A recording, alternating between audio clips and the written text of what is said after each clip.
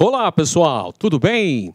Um grande abraço para você ligado aqui no Mestres da História em conexão direta com o LAC Concursos, o maior site de videoaulas do Brasil, quiçá das Américas.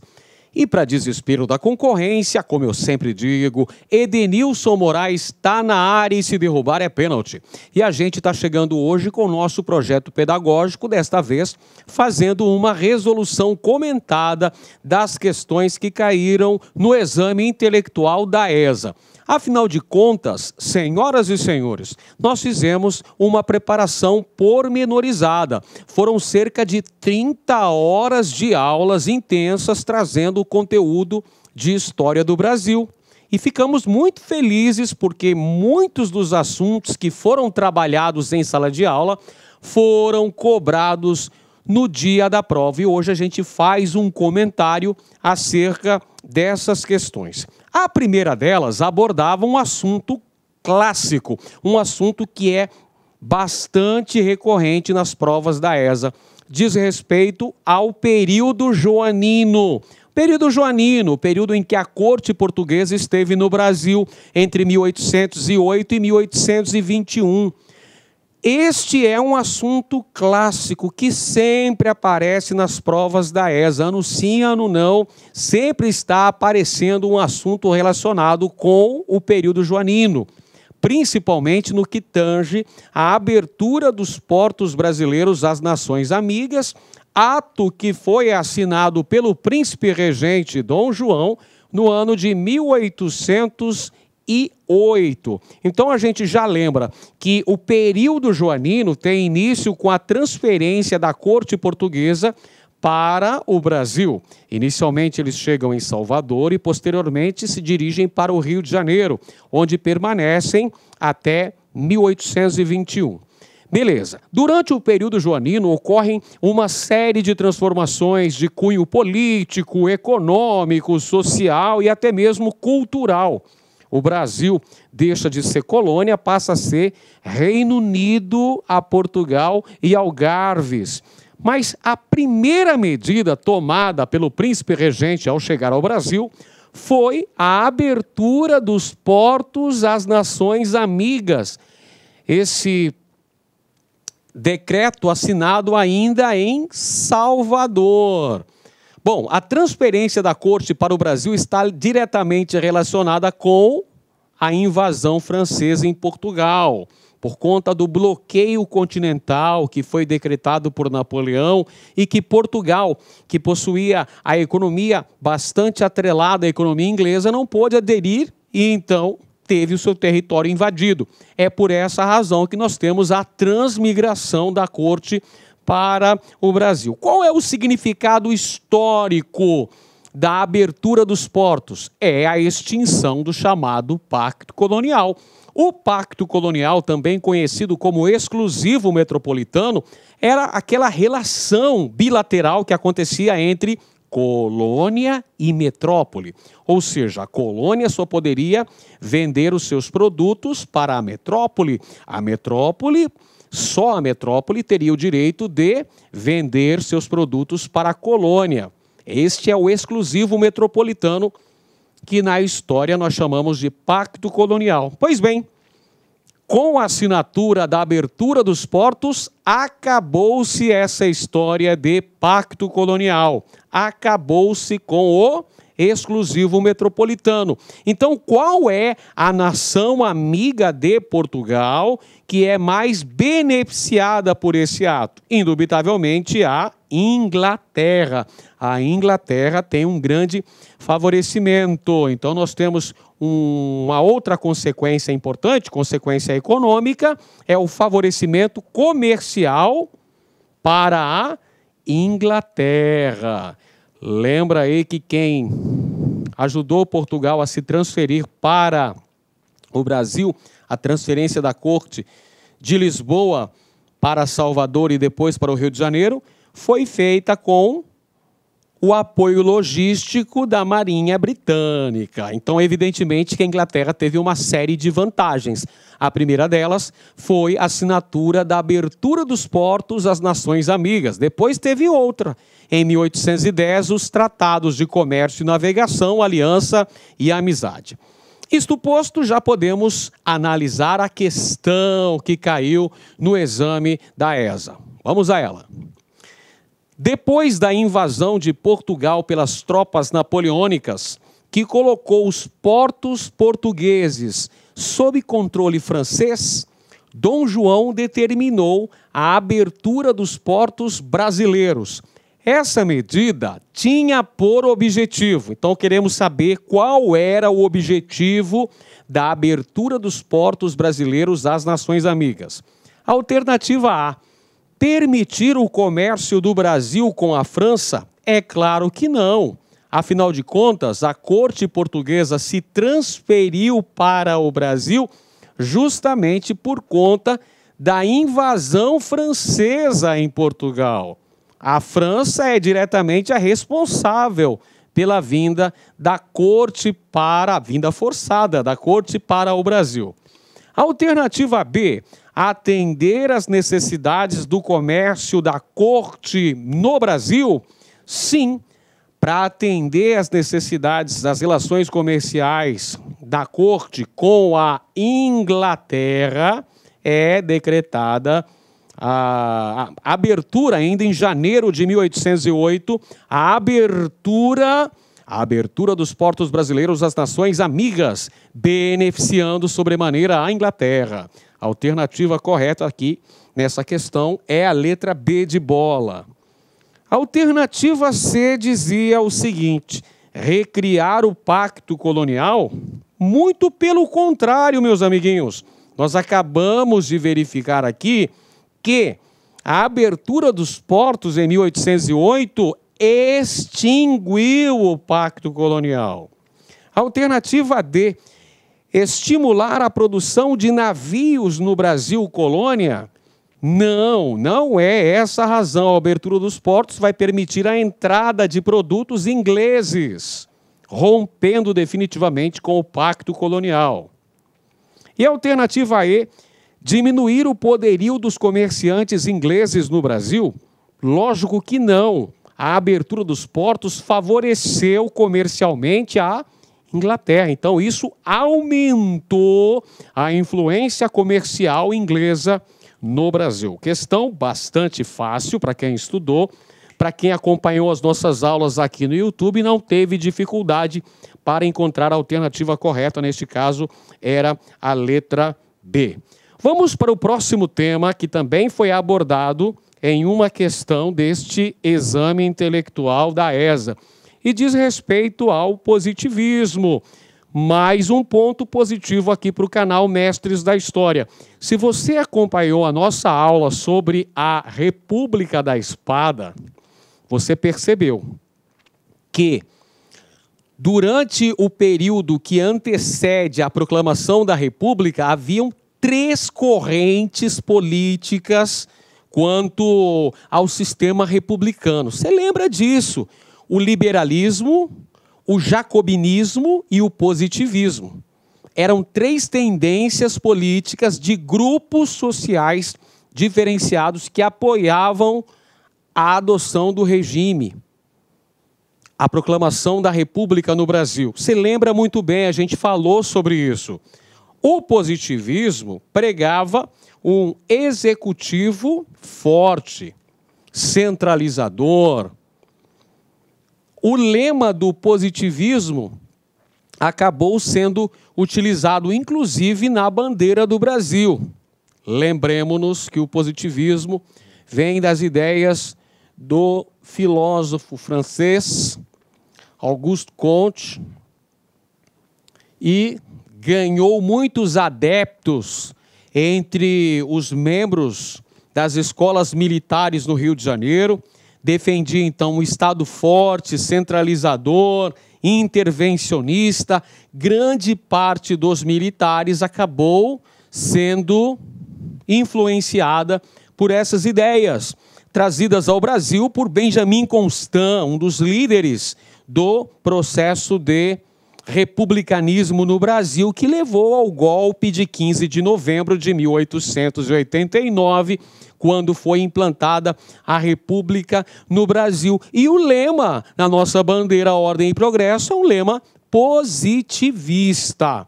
Bacana, pessoal. Então, nós temos, inclusive, um representante do positivismo na presidência da República, foi o Floriano Peixoto, segundo presidente do país. Muito bem, aí tínhamos a questão sobre esse tema. A corrente filosófica presente no movimento republicano que inspirou o lema Ordem e Progresso ficou bastante fácil, pessoal. Se você percebeu lá, a corrente filosófica presente no movimento republicano que inspirou o lema Ordem e Progresso, já era lembrado o quê? Lembrado o positivismo de Augusto Comte. Então, está aqui a alternativa correta, era a alternativa D. É o positivismo, a corrente filosófica que influenciou aquela corrente que defendia um Estado forte, mais centralizador, um Estado intervencionista. Muito bem. A outra questão que também apareceu na prova diz respeito ao período do regime militar. E, como sempre, as questões relativas ao regime militar abordando aspectos econômicos. Geralmente, as questões que aparecem no exame intelectual da ESA não abordam questões polêmicas em relação a este período. Geralmente são abordadas questões relativas a aspectos econômicos ou até mesmo aspectos considerados progressistas, alcançados durante essa época, progressos no setor de comunicações, ou de transportes, ou de produção de energia. Desta vez, caiu aspectos relativos ao governo do presidente Humberto de Alencar Castelo Branco, que foi justamente o primeiro presidente do período militar brasileiro e governou de 1964 até 1967. É durante o seu governo que foi lançado o famoso PAEG. O PAEG foi o Plano de Ação Econômica do governo, que visava combater a inflação elevada, que visava tentar recuperar a economia brasileira.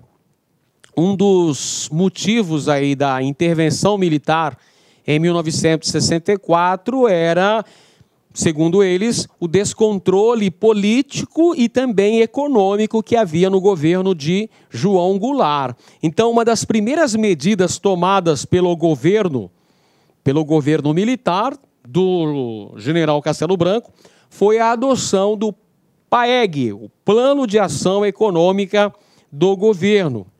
Além disso, no seu governo também foi criado o Banco Central do Brasil.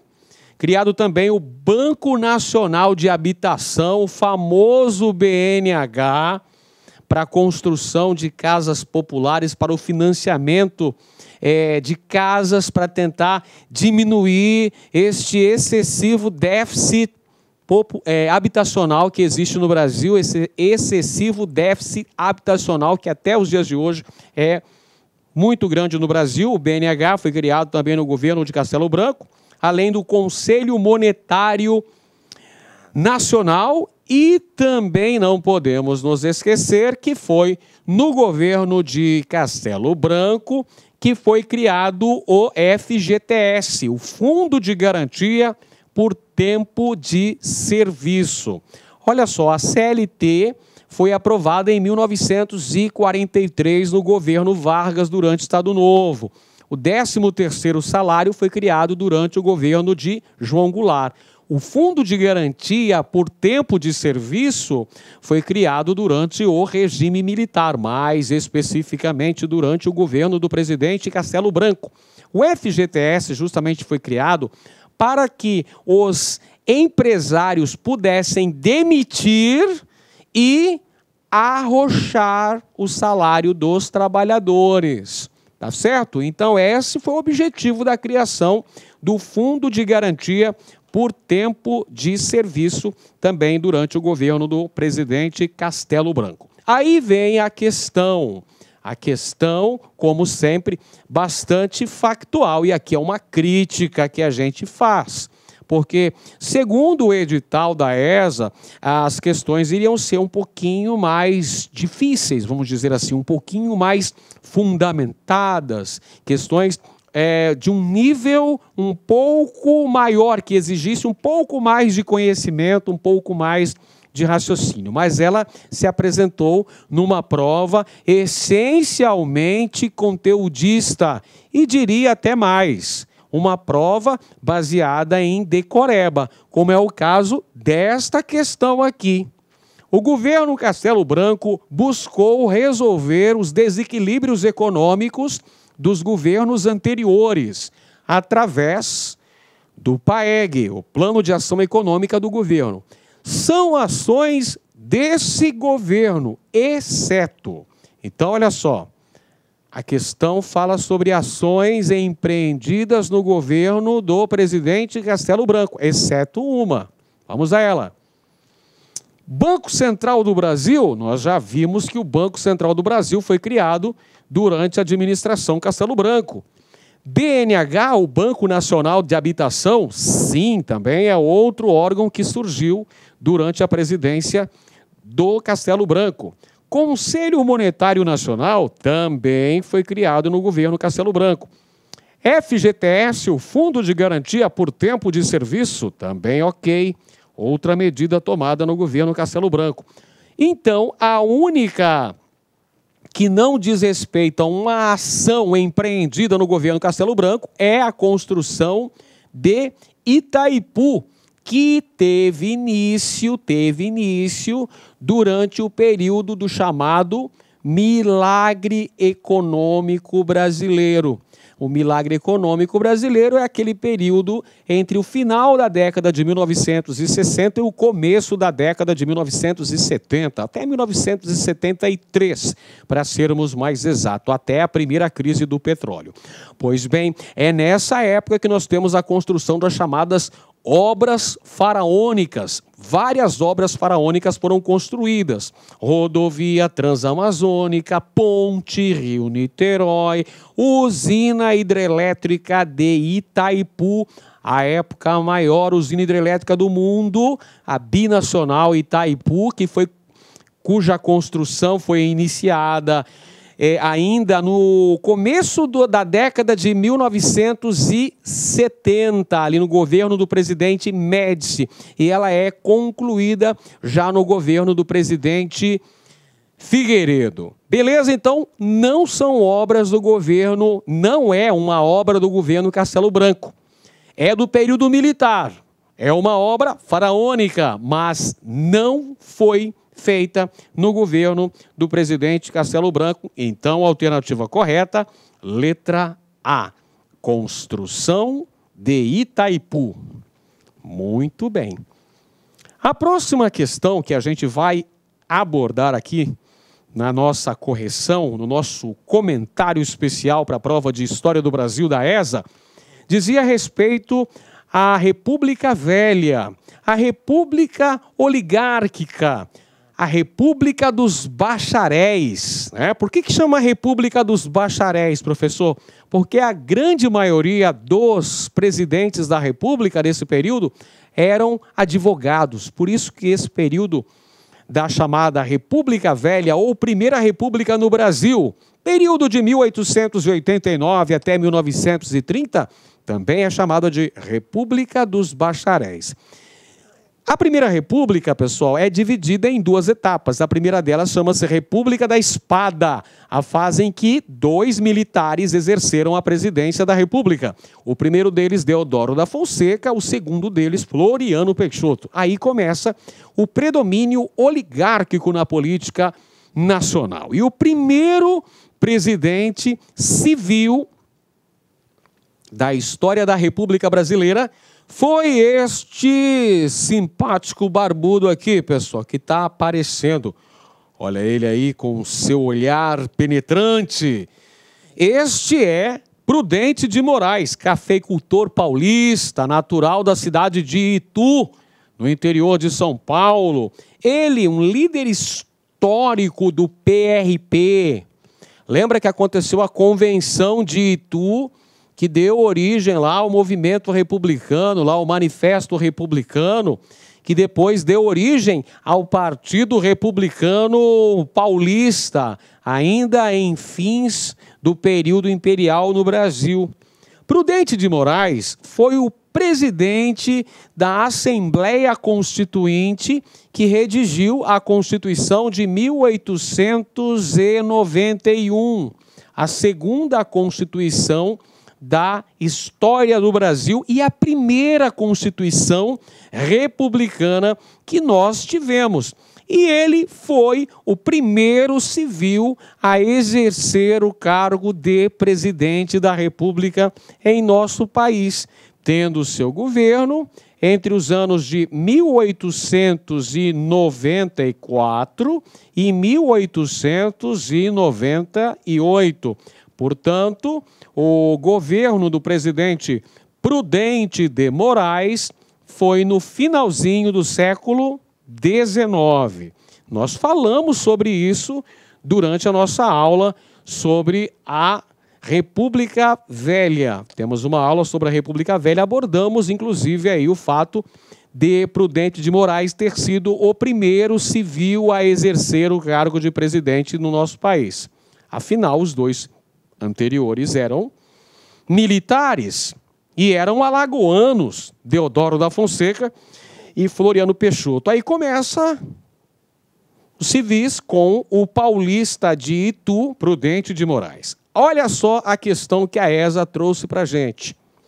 A República Velha vai de 1889 a 1930.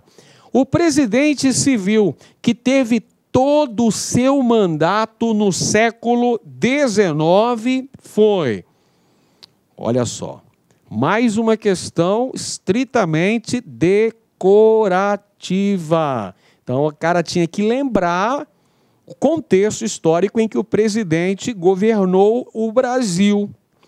Venceslau Braz foi presidente da República durante o contexto da Primeira Guerra Mundial, portanto, século XX, no começo do século XX, lá entre 1914 e 1918. Arthur Bernardes foi presidente da República durante o período que eclodiu o tenentismo no Brasil, de 1922 a 1926. Portanto, também não é a alternativa correta. Hermes da Fonseca foi um militar, sobrinho de Deodoro da Fonseca, que governou o Brasil de 1910 a 1914. Durante a ocorrência da revolta da Chibata, quem era o presidente era o Hermes da Fonseca. Afonso Pena foi o presidente do Brasil do período ali de 1906, 1910. Também não é esse contexto aqui. A resposta correta é Prudente de Moraes, que foi o presidente da República entre 1894 e 1898. Portanto, teve todo o seu mandato durante o século XIX, no final do século XIX. Muito bem. O próximo tema que a gente vai abordar é um tema muito importante também, a chamada Confederação dos Cariris, um movimento que também é conhecido como Guerra dos Bárbaros. Confederação do Cariri também é conhecida como Guerra dos Bárbaros, ou também conhecido como Guerra do Açu. São denominações diferenciadas para este conjunto de conflitos. Atenção, este é uma série heterogênea de conflitos. É importante mencionar isso, pessoal, porque a historiografia mais recente, e aqui eu cito o livro do professor Pedro Paulo Puntoni, A Guerra dos Bárbaros, que faz um revisionismo fascinante. Aliás, eu li este livro há uma questão de uns 30 dias aproximadamente, preparando um assunto relativo à história de Pernambuco, e eu fui ler ao professor Pedro Paulo Puntoni, que é uma autoridade em se tratando deste tema, do tema de rebeliões coloniais no Brasil. E ele fala lá da Guerra dos Bárbaros, que também é conhecida como Confederação dos Cariris, ou também conhecida como Guerra do Açu.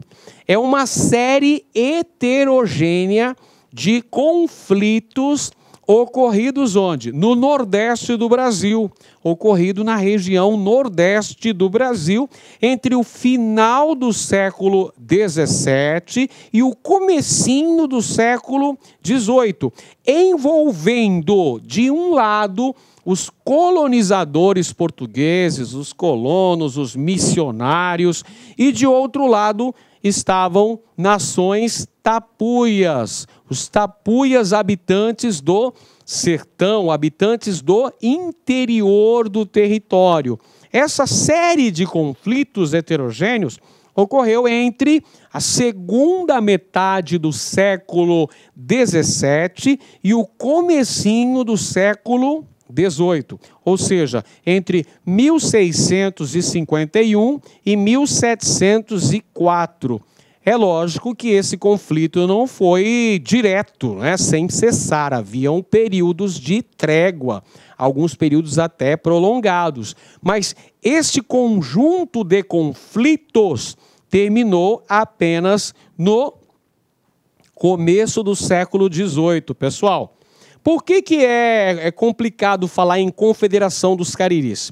Porque, veja, segundo o autor que eu mencionei, o Pedro Paulo Pontoni, na sua obra Guerra dos Bárbaros, ele vai dizer que os tapuias não apresentavam uma homogeneidade do ponto de vista étnico e linguístico. Havia diferenças entre eles.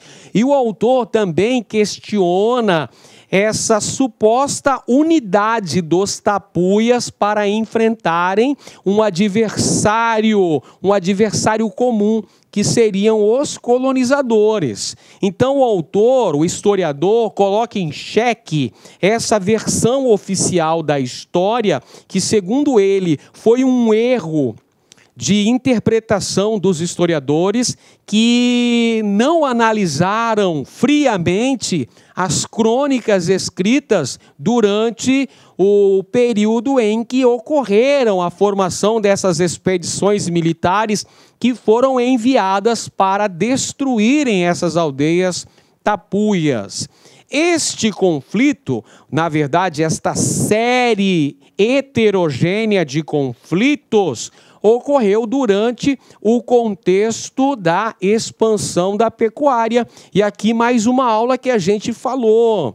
Quando nós falamos sobre expansão territorial, aqui em nossas aulas de preparação para a prova da ESA, você se lembra que a pecuária foi um dos fatores responsáveis pelo processo de ocupação do interior da América Portuguesa.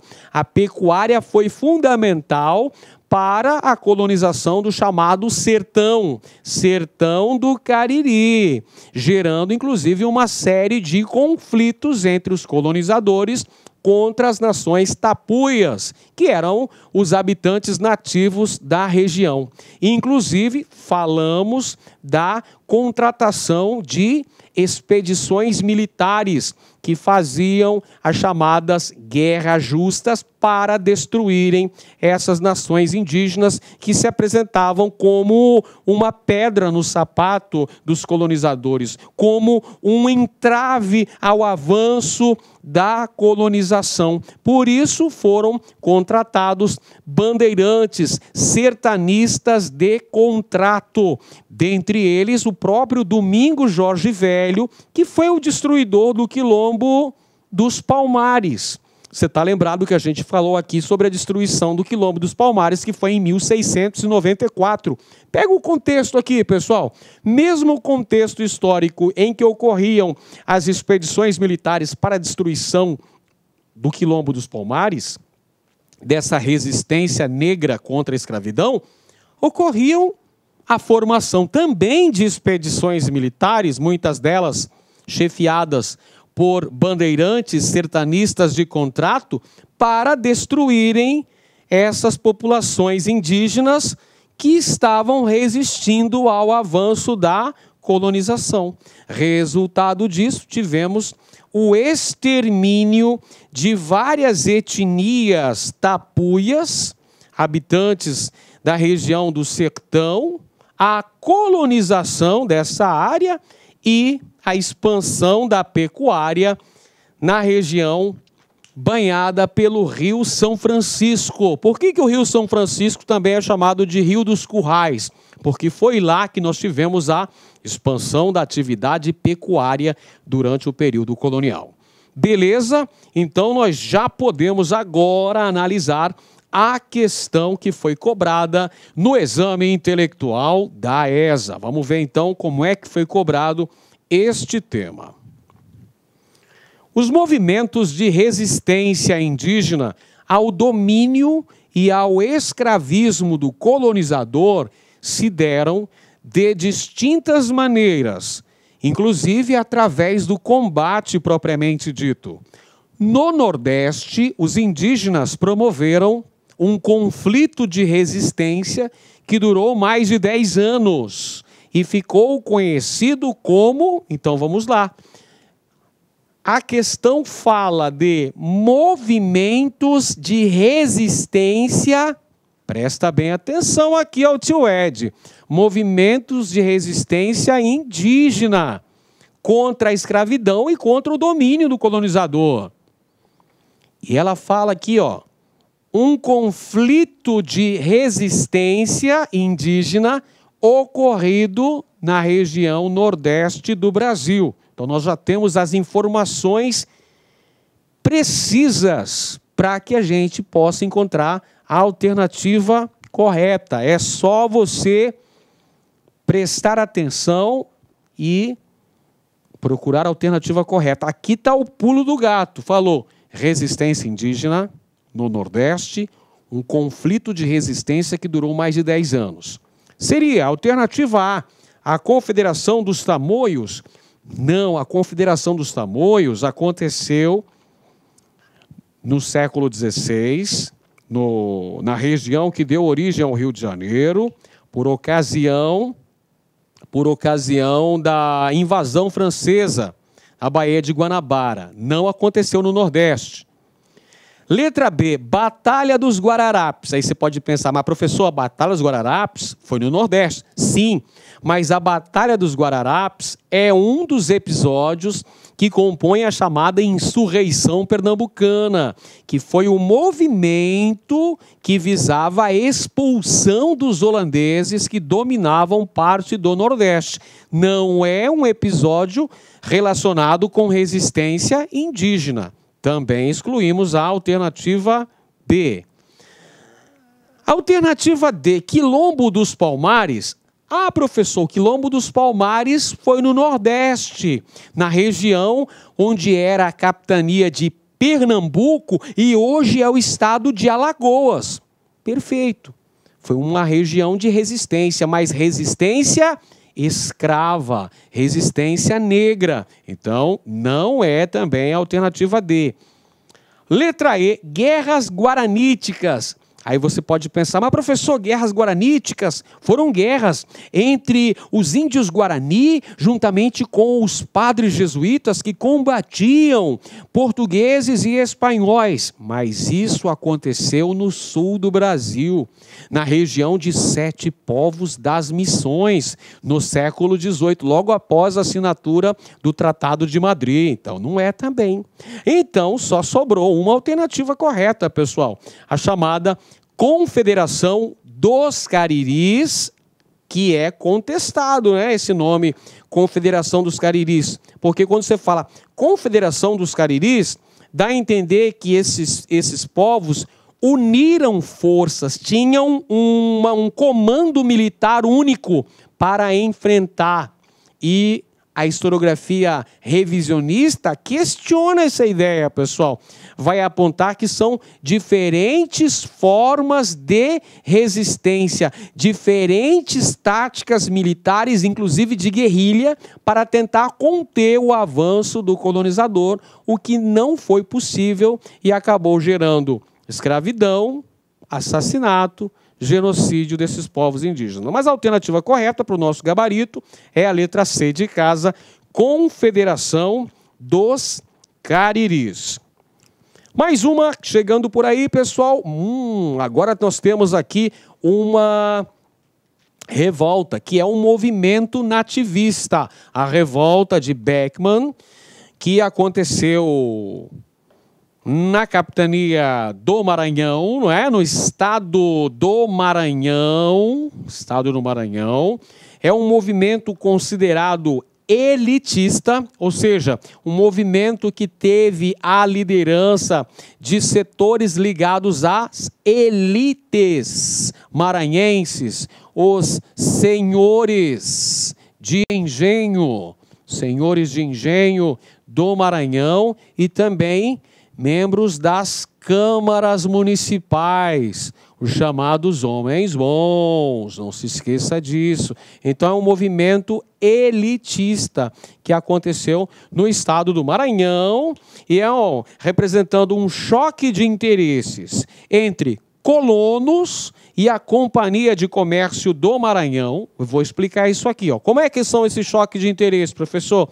Entre os colonos maranhenses e a Companhia de Comércio do Maranhão. Essa Companhia de Comércio detinha o monopólio. Monopólio sobre o quê, meu querido professor Edenilson? Monopólio sobre a compra da produção maranhense, de açúcar, de algodão e também monopólio sobre a venda de manufaturados, bebidas, roupas, ferramentas de trabalho e escravos. A propósito, esta companhia não conseguiu bater a meta do número de escravos, de abastecer a região com um contingente estipulado de escravos. E outra coisa importante, que eu já estava me esquecendo, mas eu vou falar para você, a Companhia de Comércio do Maranhão também era empresa metropolitana, ou seja, a empresa do Estado português, responsável, sabe sobre o quê? A cobrança de impostos na região. Então, vai ocorrer esse confronto de interesses entre os colonos maranhenses, esses colonos maranhenses, membros da elite, pessoal, principalmente senhores de engenho, contra a Companhia de Comércio do Maranhão. Esses colonos também vão bater de frente com os padres da Companhia de Jesus, os padres jesuítas. E qual que é a razão dessa disputa aí, dessa treta envolvendo os senhores de engenho e os jesuítas? Diz respeito à utilização dos indígenas como escravos. Lembra que eu falei que a Companhia de Comércio do Maranhão não deu conta de abastecer a região com um número suficiente de escravos africanos? Pois é, então os senhores de engenho, a aristocracia rural maranhense quis escravizar os indígenas. Só que a Companhia de Jesus estava na região e a Companhia de Jesus utilizava os indígenas como mão de obra para trabalharem na extração das chamadas drogas do sertão. Aí a treta comeu solta, pessoal. Rolou então a revolta de Beckman, liderada pelos irmãos Beckman, Tomás e Manuel Beckman, em 1684. Muito bem, vamos agora para a questão. Olha só a questão que caiu na prova, no exame intelectual da ESA. Vejamos a questão. Durante os séculos XVI e XVII, olha uma informação importantíssima que pouca gente prestou atenção. Ele coloca aqui o contexto histórico. Por isso que tem que ler com atenção, tem que ler nas entrelinhas.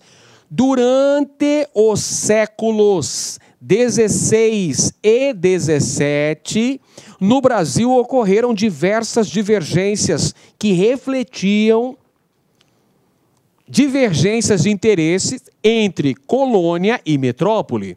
Dentre essas revoltas, pode-se destacar, respectivamente, com seu objetivo A. Então, vamos lá. Ele falou de divergências entre colonos e a metrópole durante o contexto histórico dos séculos XVI e XVII. Portanto, não vale nenhum movimento que aconteceu no século XVIII. Então, por aí você já eliminava várias alternativas. Vamos à primeira. Alternativa A. Guerra dos Mascates, ocorrida em Pernambuco, um conflito de interesses entre os senhores de engenho de Olinda e senhores de engenho de Recife, que disputavam o mercado consumidor da cana-de-açúcar. Essa afirmação está errada. Está errada por vários motivos. Primeiro, pessoal, a Guerra dos Mascates aconteceu no século XVIII, 1710 a 1711, e ali está falando séculos 16 e 17. Então, só pelo fato da temporalidade, eu já excluía essa alternativa A. Mas ela também está incorreta porque ela fala que é uma disputa entre senhores de engenho de Olinda contra senhores de engenho de Recife, disputando o mercado consumidor de açúcar. Não! A Guerra dos Mascates foi um choque de interesses entre a oligarquia rural, a aristocracia rural de Olinda contra a burguesia mercantil do Recife, os comerciantes recifenses, chamados pejorativamente de mascates. Por isso que o movimento chamou-se Guerra dos Mascates e teve início em 1710 com a elevação de Recife à condição de vila. Está errada a letra A. Vamos então para a letra B. Revolta de Beckman, ocorrida no Maranhão, que devido à insatisfação com a Companhia de Comércio do Maranhão, propunha a abolição do monopólio desta companhia. Acabamos de verificar que a revolta de Beckman ocorreu no ano de 1684. Portanto, é um evento acontecido no século XVII. Beleza, olha aqui, ó. Olha o enunciado da questão.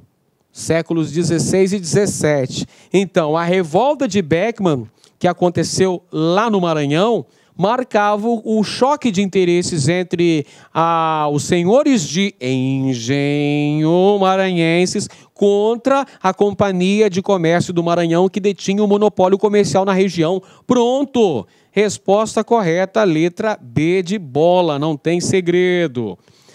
Alternativa C.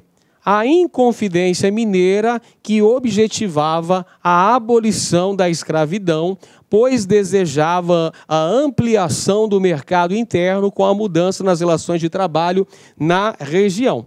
Bem, essa alternativa encontra-se duplamente incorreta. Primeiro, porque a Inconfidência Mineira aconteceu no ano de 1789 e era um movimento elitista que não propunha a abolição da escravatura. Errada a letra C.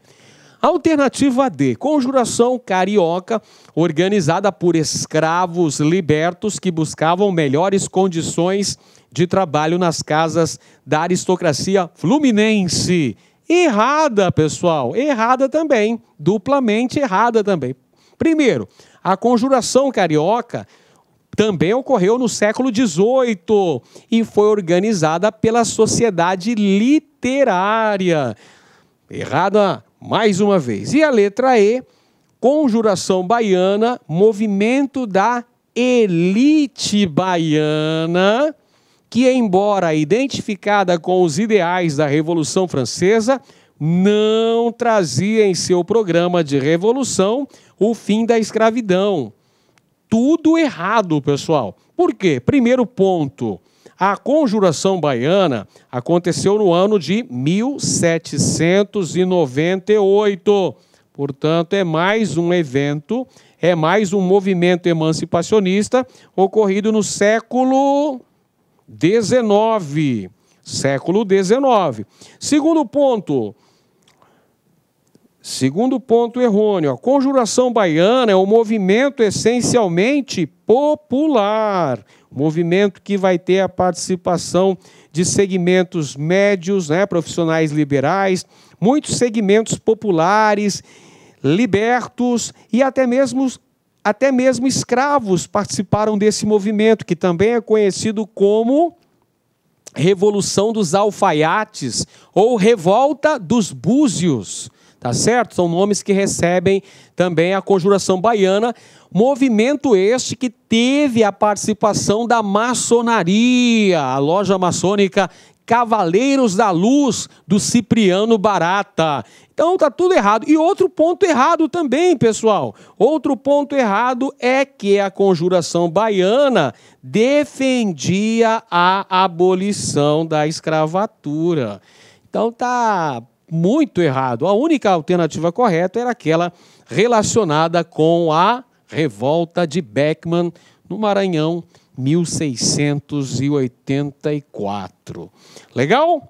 Muito bem, pessoal. Espero que você tenha acertado a maioria dessas questões, tenha conseguido um grande desempenho e espero que você entre na Escola de Sargento das Armas do Exército Brasileiro. Se você gostou dessa aula, não se esqueça de deixar o seu joinha, não se esqueça também de se inscrever no nosso canal e também ativar a campainha para receber as notificações. E se inscreva também no nosso canal parceiro, o LAC Concursos, que dá toda a infraestrutura necessária para que a gente continue disponibilizando democraticamente aulas de história do Brasil. Um grande abraço para todos e até a próxima.